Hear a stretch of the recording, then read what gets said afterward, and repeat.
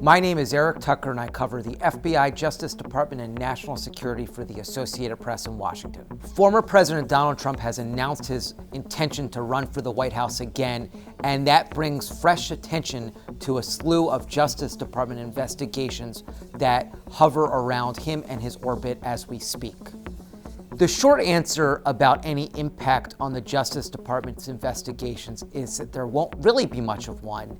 It's important to note that the Justice Department is fully permitted to investigate and indeed prosecute people who are running for office, including the office of president. So there is no reason in the near interim to expect that the Justice Department investigation will slow down in any way. That said, it is of course politically challenging and difficult for the Justice Department to operate a criminal investigation that involves a presidential candidate or really any candidate for office.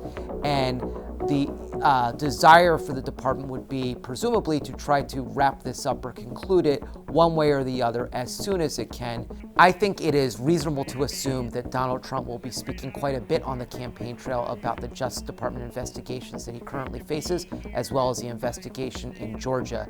Those are matters that are on the minds of the American people, and they're also clearly on the minds of Donald Trump himself. He is very agitated by the existence of these investigations. He has attacked them, professed his innocence, and being on the campaign trail gives him an open microphone to say the things that he wants to say to defend himself.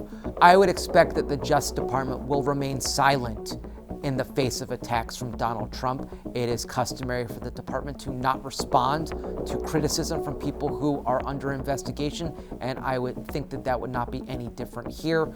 I would imagine that what we will hear from the department will be when it chooses to indict, if it chooses to indict, and some sort of disclosure about the conclusion of the investigation, and that is likely to be it.